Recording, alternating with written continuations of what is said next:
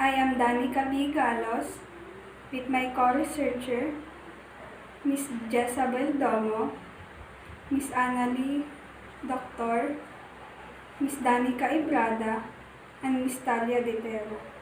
We are the group member of Bacon from Sorsogon State University. This morning, we will be presenting our developmental research entitled Developmental Acceptability Utilizing Breadfruit Artocarpus. I'm Danica Galos presenting the introduction. Matured breadfruit can be eaten at all stages, according to Ragone et al. 2011.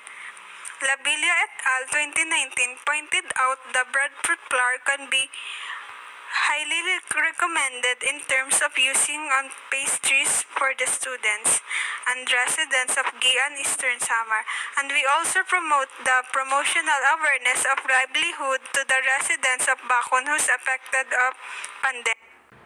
Thank you, Ms. Danica Galos. I am Danica Ibrada. I am presenting the objectives of our study. Number 1, develop breadfruit pastillas. Number 2, evaluating acceptability of breadfruit pastillas using the sensor evaluation. And number 3 is determine the nutritive value of the main ingredient used and the acceptability test to the random respondent age 18 above at Bacon Sorsogon. For the significance of this study, let me introduce Ms. Annalie Doctor. Thank you, Ms. Danica Ibrada, and good morning, everyone. I am Anandi Doctor. I am here to present the significance of this study. The first beneficiary of our study is the future researcher. Second are Food Service Management or FSM student. Third is the community, and last is the School of Sorsogon State University. And let me introduce for the scope and delimitation, Ms. Talia Detera. Everyone, I'm Talia Detera presenting the scope and the limitation. The researchers aims in knowing the sensory evaluation of breadfruit pastillas. The researchers will concentrate if the aroma, taste, and texture as the basis of the overall result will be a great help to children, teenagers, adults, and parents to earn extra income through entrepreneurial opportunities. The researchers make a sensory evaluation that focus on the color, aroma, taste, and texture to determine the best acceptable quality of breadfruit pastillas. Thank you, and let's welcome Ms. Danica Ibrada for the definition of terms. Thank you, Ms. Talia Detera. Here's the definition of terms of our study. Acceptability, to determining how well an intervention will received by the target population and the extent to which the new intervention or its might meet the needs of the target population and organization setting. Pastillas is a milky and sweetened dessert that originates in the town of San Miguel, Bulacan. Breadfruit is a species of fruit-bearing flowering tree in the mulberry and jackfruit family. Sensory evaluation is a science that measures, analyzes, and interprets the reaction of people to the product as preserved by the senses. Thank you, Ms. Ibrada. Good morning, everyone. I'm Jezabel Domo. I'm here to present the materials and method. Feature number 1, the preparation of bread. First step is to clean the breadfruit with a clean water and remove the skin of breadfruit. Second step, clean it again with a clean water to reduce the microbites, then remove the seed from the breadfruit. And then, third step, slice it into chunk, then steam the breadfruit in the 10 minutes. Feature number 2 is the production of pastillas. Step 1, measure all the raw materials. Mix powdered milk, skim milk, condensed milk, and the fourth step is molding all the ingredients of pastillas. And the last step, and in the last, packaging of. For the result and discussion, may I call Ms. Danica Galos. Table 1 presents the percentage and intervals of the 3 conducted treatments. It shows the results came up with the most acceptable product. In this study, Remas is the main raw material, condensed milk, skim milk, and powdered milk.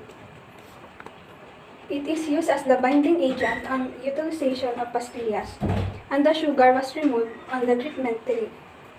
The treatment 1 shows the 99%, treatment 2 99%, and treatment 3 shows 100% of the ingredient composition. Table 2 is the sensory evaluation results.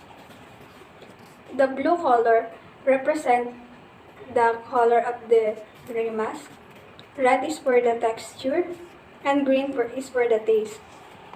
Table 2 shows the sensory assessment result. Table 3 shows the overall acceptability of Pastillas Remes. For the treatment 1, it shows the 3-point hedonic scale describes like slightly.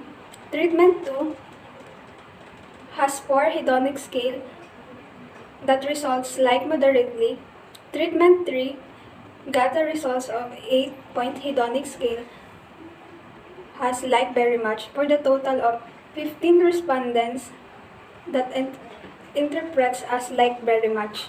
Table 5 shows the nutrition facts of the breadfruit pastillas.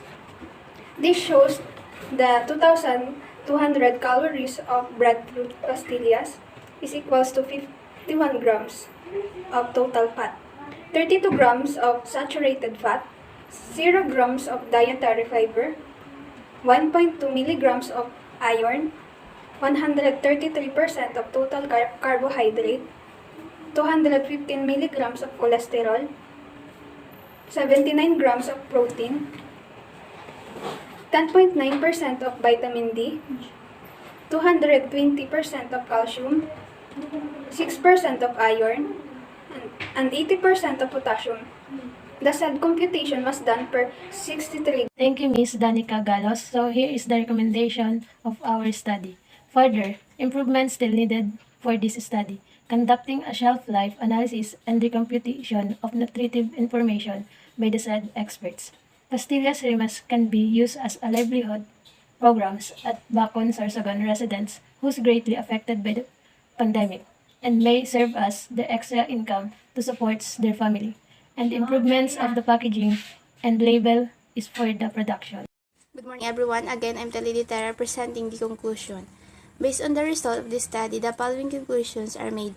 Number 1, the breadfruit pastillas were done using the stem breadfruit and the binding agents for pastillas making. In making the pastillas, we use the breadfruit as the main ingredient for our product. Number 2, the compute of the most acceptable product using the sensory evaluation shows the results of most acceptable parameters used in pastillas.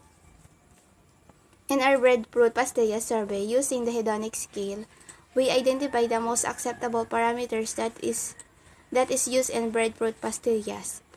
Number 3, treatment 3 shows the development and acceptability of pastillas utilizing breadfruit or Artocarpus alitilis product as shown by the evaluation given by the panelists.